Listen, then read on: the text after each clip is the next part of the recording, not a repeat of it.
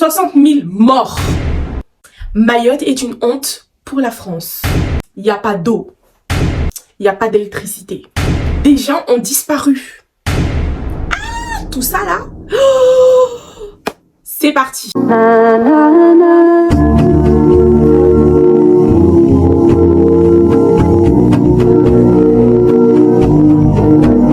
Hello, c'est mes honey, j'espère que vous allez bien. Moi je vais bien, alhamdoulilah, parce que chaque jour j'ai des nouvelles de ma mère. Donc je vais bien. Et aujourd'hui je viens pour une nouvelle vidéo, partie 2, Cyclone Chido, info Mayotte. C'est parti. Aujourd'hui je suis pas avec mon ordi, donc j'ai pris mon petit carnet. Hello.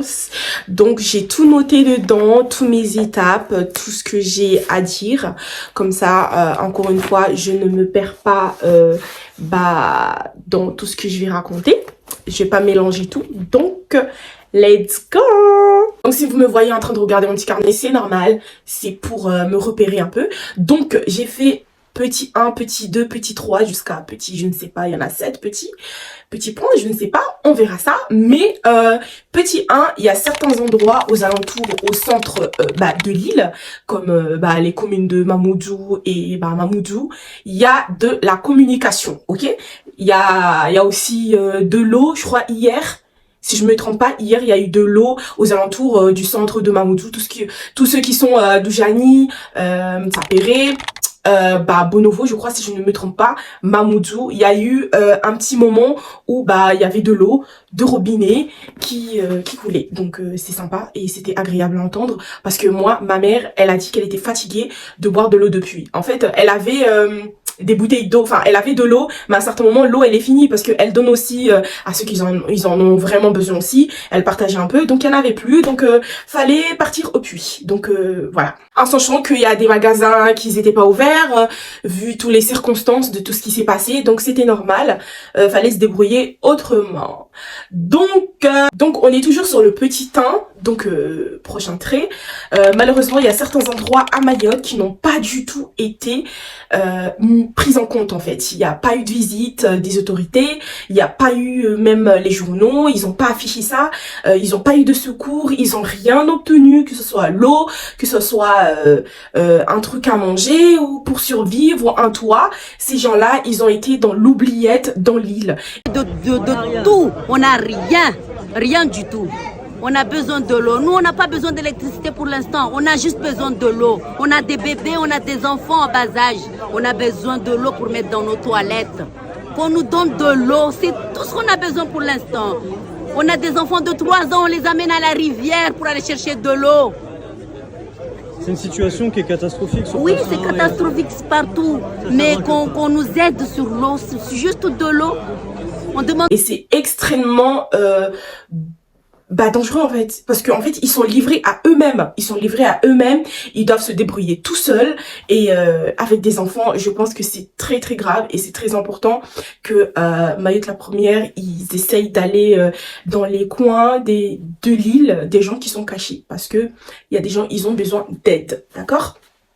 Je comprends cependant que c'est compliqué parce que il y a certains endroits, comme ils ont dit dans les journaux, en fait c'est pas accessible, en fait ils peuvent pas passer, que ça soit en véhicule ou en moto ou même à pied.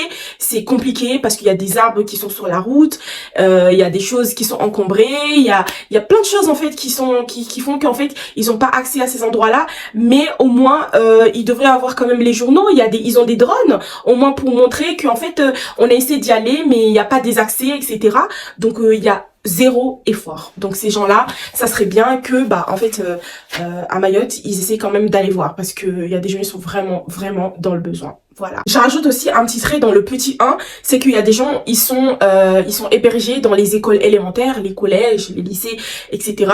Et en fait, ces gens-là, ils ont tout perdu. Donc ça veut dire, il y a des gens, ils ont perdu des choses, mais ils peuvent rattraper. Il y a des gens, tout a été rasé. Donc il y a rien du tout, rien. Tout a été rasé. Donc ils sont hébergés dans les écoles. Eux-mêmes, là-bas, ils ont pas d'eau, ils ont pas de nourriture et ils sont vraiment livrés à eux-mêmes. Et apparemment les accès des toilettes dans les écoles, ils sont pas accessibles. Donc ça veut dire que il y a des toilettes qui sont ouvertes, mais il y a des toilettes ils sont pas ouverts. Il y a des gens ils font n'importe quoi, ça devient sale et dégueulasse.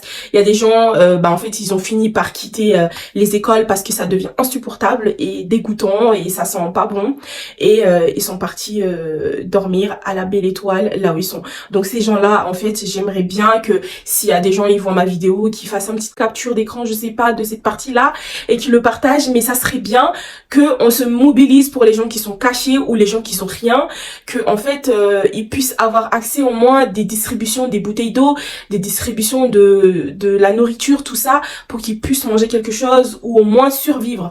Parce qu'il y a aussi des enfants, c'est des nourrissons, ils ont pas de lait, ils ont pas de couches, et je pense que on est en phase d'une crise sanitaire. Donc voilà. Et hygiéniquement parlant, c'est vraiment problématique parce qu'en fait il peut y avoir de l'épidémie, des bactéries, des micro-organismes, tout ça, et ça peut créer une maladie contagieuse, et voilà, je vais m'arrêter là et on va continuer avec le petit 2.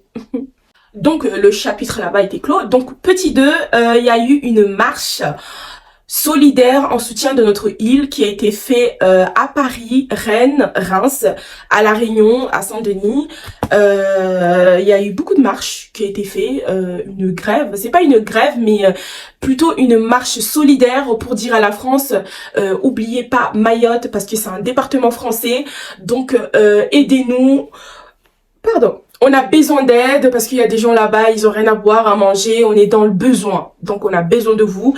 Donc les gens, ils ont fait une sorte de marche, pour pouvoir être attendus et pouvoir aider leurs familles qui sont nos familles, parce que je suis aussi dedans, je suis concernée, nos familles qui sont à Mayotte. Voilà. Alors toujours dans le petit 2, premier trait. En fait, des nombreuses associations se sont mobilisées pour aider aussi la communauté. Bien sûr, c'est des associations mahoraises qui ont été créées en France. Il y en a à Paris, il y en a à Clermont, il y en a à Rennes, il y en a à Reims. Des associations mahoraises qui ont été créées. Ils se sont tous mobilisés pour aider, récolter de la nourriture, des vêtements, récolter aussi tout ce qui est eau. En fait, tout ça pour être mis dans un conteneur et qui sera renvoyé à Mayotte. Bien sûr, même si les associations ils se sont mobilisés pour faire tout cela, sachez que en fait envoyer un conteneur ça prend beaucoup de temps à arriver à Mayotte. Donc c'est vrai que les gens ils vont dire oui mais on a donné ceci dans une association Intel, du coup c'est toujours pas arrivé, etc.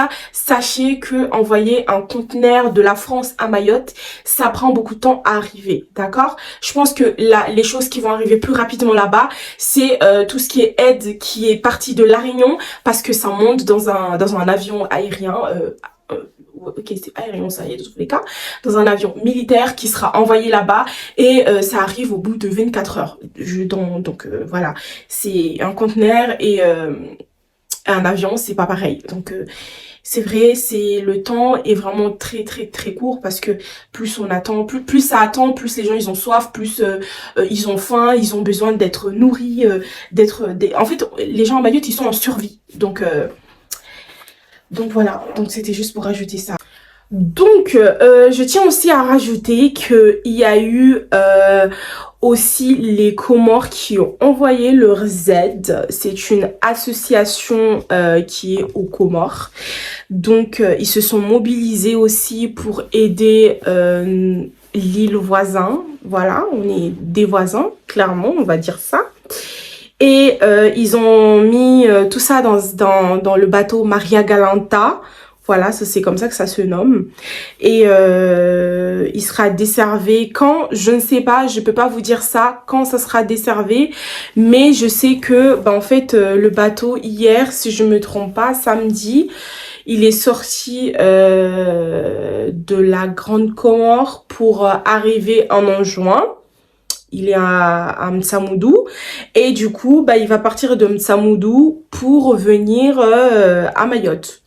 Quand, je ne sais pas si c'est déjà sorti à ce moment-là, ça arrivera dans la journée ou ça sera demain, quand, je ne sais pas, mais je sais que ça a été fait.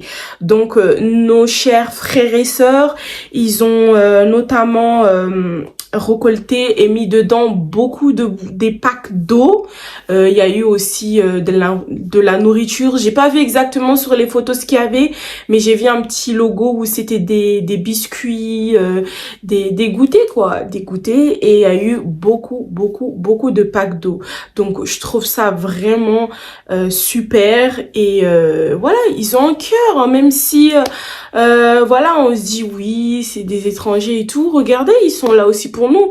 Les gens qui ont peu, ils donnent à ceux qui en ont plus que eux. Donc, on vit dans un moment très compliqué, et bah ils sont venus à notre secours. Et je trouve ça vraiment gentil. On est tous des musulmans et je trouve que c'est acceptable, d'accord? Il y a eu des polémiques, tout ça, à gauche, à droite, mais moi, je veux pas rentrer dans ce sujet-là. Moi, je suis là plutôt pour vous donner toute information de tout ce que j'ai pu récolter, ok? C'est parti. 45 soignants sont arrivés ce samedi 21 décembre pour monter l'hôpital de campagne au stade de Cavani.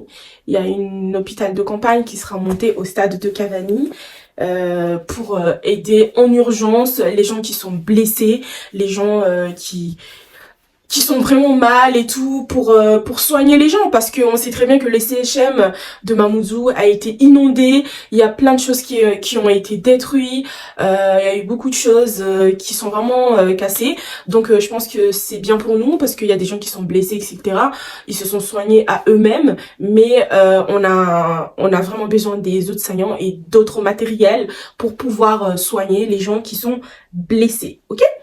Et voilà, tout simplement. Entre parenthèses et tout, est-ce que vous savez qu'avec ce cyclone-là, pendant qu'il y avait le cyclone et tout, que tout ravageait à l'hôpital de CHM, il y avait une dame qui était en plein accouchement.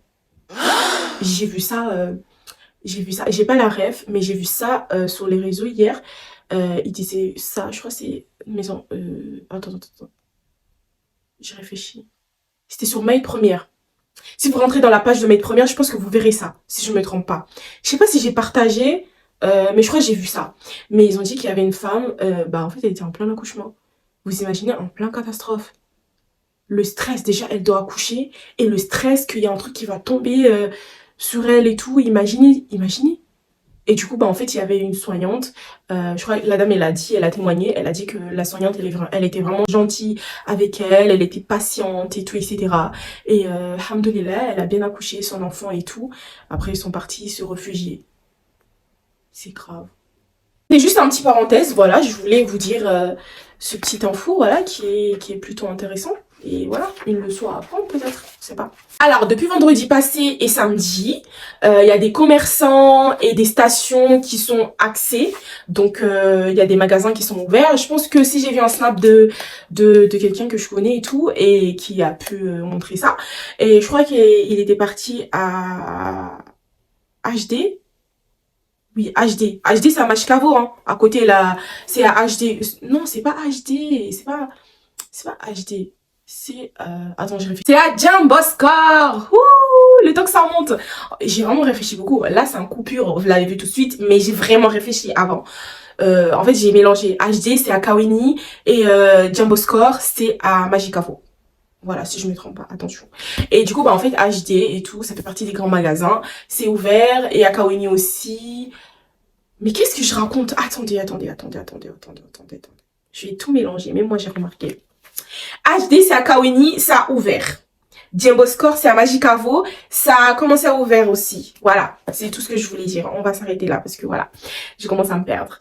Et en fait, je trouve que c'est une bonne chose, c'est une bonne nouvelle, parce qu'il y a des gens, ils ont de l'argent dans leur compte bancaire, dans leur carte, donc ils vont pouvoir aller acheter. Donc mes honey, le chapitre là-bas, il est close. On va passer à autre chose. Donc, petit 4, on va parler des déchets. Donc, dans les journaux, Mayotte la première, voilà, On a constaté que en fait, ils montraient un peu les déchets qui sont sur la route, qui sont plutôt encombrés, qui sont en face des maisons, à côté, il y en a même sur leur porte.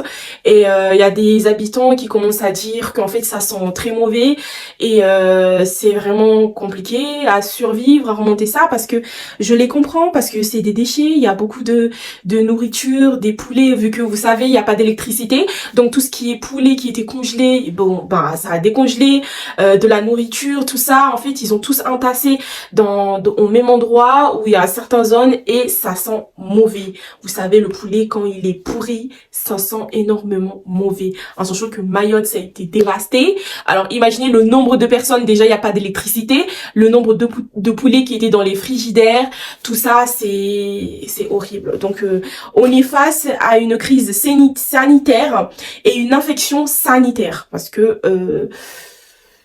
c'est compliqué. C'est compliqué parce que s'il y a des infections, donc tout ce qui est infection, tout ce qui est micro-organismes, tout ce qui est bactéries, voilà, les bactéricides, tout ça, en fait, c'est vraiment dangereux. Il peut y avoir de l'épidémie, il peut y avoir, comme on l'a dit en fait, il peut y avoir des maladies. J'ai bégayé, désolée, j'ai eu un moment, je savais pas quoi dire en fait. Ouh, on va se reprendre. Donc, je disais qu'il peut y avoir de l'épidémie, des maladies qui peuvent être créées sur le moment parce que il y a beaucoup de déchets. Vous savez que quand un aliment a été décongelé et qui a été laissé plus longtemps et en plus de ça qui a été pourri, ça crée et ça développe tout ce qui est micro-organismes.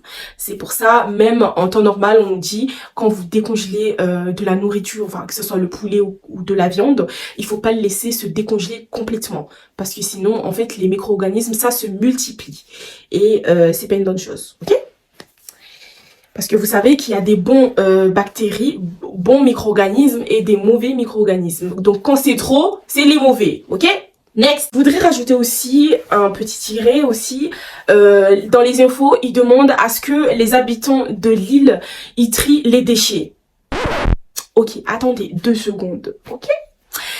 Je comprends qu'il y a des déchets un peu partout qui se sont entassés. Donc, ça va créer des infections, développement de micro-organismes. Donc, on est face à une crise sanitaire. Mais là, je pense que vous demandez trop. Il y a des gens, ils ont pas un toit. Ils ont rien du tout. Donc, ça veut dire il n'y a pas de sac poubelle, il y a rien du tout. C'est un peu problématique. Comment vous pouvez demander de trier? Vous pouvez au moins dans vos propos dire est-ce que vous pouvez essayer dans l'éventualité si vous avez l'occasion et la possibilité de trier. Mais là actuellement, je pense que les gens ils ont pas le temps de trier en fait. Je pense qu'ils ont autre chose à penser comme avoir à boire, manger, avoir un toit où dormir, mettre leurs enfants en sécurité, eux-mêmes en sécurité, que de penser à trier les déchets en fait, parce que déjà pour trier il faut des sacs poubelles et ça je pense qu'il y en a pas et voilà en fait tout était mélangé donc voilà je comprends que d'un autre côté en fait je les comprends mais en même temps il faut comprendre aussi les habitants parce que je comprends la personne qui a dit ça, c'est une prévention et pour éviter aussi des maladies, ok, les développements de maladies, mais aussi il faut comprendre que c'est compliqué. Donc ils ont dit aussi un point positif qu'il y a des gens qui sont mis en place pour pouvoir stocker, pour pouvoir ramasser les déchets dans chaque commune, pour pouvoir les stocker à un seul endroit, comme ça après ils sont en train de discuter tous les machines et tout, vous savez ils sont détruits pour pouvoir récupérer les déchets et en fait faire les procédures, je sais pas comment ça se passe à la déchetterie, donc je peux pas vous donner plus d'informations que ça. Continue. Alors, petit 5 c'est le plus important. Vous savez pourquoi? Est-ce que vous savez pourquoi petit 5 c'est le plus important? Je vais vous montrer. C'est écrit quoi? Je sais pas, ça a flouté. Macron.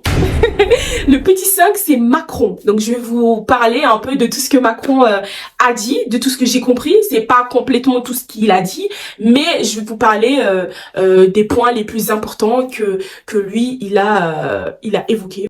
Attends. Ils ont pas dit interview, hein. Ils ont dit un entretien avec Monsieur le Macron de 23 minutes. On va parler de Macron. Petit 1. Moi, je trouve que Macron, ce qu'il a dit, c'était intéressant. Je dis pas que j'ai confiance en lui parce que vous savez très bien que tous les présidents qui ont été nommés et qui sont venus raconter leur blabla à Mayotte, on va réparer les aéroports, on va réparer le stade, on va réparer les hôpitaux, on va faire ça, on va faire ça. Ils ont tous dit des blablabla et on n'a pas vu d'actes. Mais moi je trouve que ce qu'il a dit c'est intéressant et je pense que j'espère qu'il va suivre ce qu'il a à dire. Et en fait c'est très important ce qu'il a dit. Je sais pas si les gens ils ont compris ce qu'il a voulu, là où il a voulu en venir, mais moi je vais vous dire ce que j'ai compris, ok? Parce que dans les journaux et tout, eux, ils posent des questions que la population ils demande. Oui, comment on va procéder pour les bidonvilles, pour les étrangers, etc., etc., etc. Ok? Macron, lui, il a dit dans un premier temps, et je trouve qu'il a raison, dans un premier temps, c'est pas notre prioritaire, ok? Tout ce qui est clandestin et tout, ça fait partie de la 3e étape. Mais en prioritaire de ce qu'on est en train de vivre là, tout de suite, maintenant, actuellement, c'est pas les clandestins en prioritaire. Et je trouve qu'il a raison. Première chose à faire maintenant, il a parlé de secourir, protéger et mettre en sécurité les gens, ok? Donc, je pense qu'il a grave raison. Je l'ai répété plusieurs fois qu'il a raison, mais je veux que vous sachiez qu'il a raison. Ok? Et vous allez me donner raison. Parce que là, maintenant, je pense que on n'a pas le temps tout de suite à se dire, oui, il y a les étrangers, il y a les clandestins, il faut les virer, il y a les bidonvilles, etc., etc. Non, il faut secourir Mayotte. Mettre en sécurité l'île de Mayotte. Les gens, ils ont besoin de nourriture, ils ont besoin d'eau, ils ont besoin d'un toit. En sachant qu'à Mayotte, il n'y a pas de centre d'hébergement. Donc, les gens, ils sont dans les écoles primaires et dans les collèges et les lycées, etc. Ok? Donc, ça, c'est le plus important. C'est de mettre en sécurité les gens, les protéger, avoir de l'eau. Déjà, avoir de l'eau déjà en bouteille, distribution qui va venir de La Réunion pour venir donner à la population. Et aussi régler la situation, avoir de l'eau potable pour que l'eau puisse circuler dans les robinets. Ça, c'est déjà le premier point auquel il a dit que ça doit être plus important. Deuxième point, c'est d'avoir de l'électricité. Il a un peu parlé je sais pas ce qu'il a dit. Moi je m'y connais pas trop tout ce qui est électrique, mais il a parlé d'un truc stationnaire. Bref, si vous allez voir les journaux, vous allez comprendre. Mais en gros, réparer la communication pour que les gens ils puissent communiquer avec leur famille, ceux qui sont en France ou ceux qui sont à La Réunion ou même ailleurs, que ce soit Madagascar, peu importe l'endroit. Ça, c'est le deuxième point, ok? Et puis le troisième point, là, on mettra en place une solution pour pouvoir régler la situation avec les clandestins, tout simplement. Lui, il a dit qu'il va ramener des bâches qui vont venir, des tôles, voilà, qui vont sortir de la métropole pour venir à Mayotte. Et ils ont posé la question, mais en fait, c'est ce qu'ils évitent, en fait, les maisons en tôle et tout, pour Mayotte. On veut une construction plus développée, on veut plus des maisons en tôle. Mais il a dit, là, tout de suite, la situation, comment elle se présente, il y a des gens qui dorment à la belle étoile. Donc, en urgence, on va renvoyer des bâches et des tôles pour que les gens ils puissent avoir un toit où dormir. Et puis, lui, il va aller faire le bilan, je suppose, en métropole, avec l'assemblement et tout, etc. Et ils trouvaient une solution et ils nous diront c'est quoi qu'ils vont mettre en place pour l'île de Mayotte, d'après lui. Je suis pas en train de confirmer, d'après lui. Mais je trouve quand même qu'il le fasse ou pas, mais j'espère qu'il va le faire. Mais ce qu'il a dit, c'est très important et il a raison, ok? À rajouter aussi, les gens qui ont l'assurance d'habitation à Mayotte, bien sûr, ils ont de l'aide pour leur habitation. Je pense ça dépend de quelle assurance ils ont pris, parce que je sais pas trop comment ça marche les assurances à Mayotte, si c'est comme en France, mais en France, vous avez une sélection à faire. Ça dépend de la sélection que tu fais et ça te donnera le prix à payer chaque mois ou chaque année. Et en fait, il y a des fois tu sélectionnes que tu veux que ça soit les matériels qui soient pris en charge, ou la maison, ou les blessures, ou les voitures, etc. En fait, c'est à toi de sélectionner, voilà. Et je pense qu'il y a des gens à Mayotte, ils ont l'assurance d'habitation. Moi personnellement, je l'ai pas. Du coup, en fait, ils auront de l'aide, et ceux qui n'ont pas d'assurance d'habitation, en fait, ils auront aussi de l'aide d'une commission, je crois, il a dit, je sais pas exactement, j'ai pas envie de dire des trucs faux, mais eux aussi, ils auront une aide. Voilà, pas complètement comme ceux qui ont de l'assurance, mais il y aura quand même un coup de pouce. Ou le troisième point que lui, il a évoqué, il a dit, après cela, quand ils auront fini de faire les choses les plus importantes, ils vont envoyer des gens, voilà, pour pouvoir venir inspecter un peu les étrangers. Donc, ça veut dire ceux qui habitaient dans les bidonvilles et qui vont y habiter. Des gens qui sont un peu partout. En fait, ils vont faire un contrôle de tout le monde pour voir, d'après la loi française et celle qui est utilisée du coup à Mayotte, est-ce qu'ils ont le droit de rester dans le territoire français ou pas? Parce que s'il y a des gens, ils n'ont pas le droit de rester dans le territoire français, bah en fait, ils seront envoyés chez eux. Et ceux qui ont le droit, bah ils seront restés et on va leur trouver un endroit où loger correctement. Mais c'est pour éviter en fait tout ce qui est bidonville, etc. C'est ce qu'il a dit. Et il me semble, hier, si j'ai bien regardé les informations, à Mayotte la première, ils ont dit que il y avait des gens spécial, je connais pas les noms de ces gens-là, donc je dis spécial. Je disais qu'il y avait des gens qui seront sur le terrain, qui vont surveiller que il n'y ait pas des bateaux qui vont venir clandestinement à Mayotte. Donc ceux qui sont à Mayotte, voilà, ils sont à Mayotte, et pour éviter qu'il y en a d'autres qui vont venir. D'après ce que j'ai compris, voilà. Je vous ai dit, c'est tout ce que j'ai pu me renseigner. Aussi, j'ai appris que il y avait 60 000 morts. Oh my God. Ouais. Donc, il y avait 60 000 morts. Parce qu'en fait, il y a des gens qui sont morts, mais vu qu'ils sont pas enregistrés à la mairie, bah en fait, ils voient pas le compte. Mais si eux, ils comptent le nombre des gens qui ont disparu et jusqu'à maintenant, ils n'ont pas été retrouvés, plus les témoignages des gens, des voisins, des voisines et tout, etc. En total, ça fait 60 000 morts. Oh my gosh. Inna lillahi wa inna ilayhi raji'un. Est-ce que vous vous rendez compte que c'est grave? C'est très très grave. En tout cas, moi, la vidéo, elle est terminée. Je suis contente d'avoir fait cette vidéo. Voilà, je suis assez joyeuse. Pas comme la première vidéo, ça se voyait, j'étais triste parce que, voilà.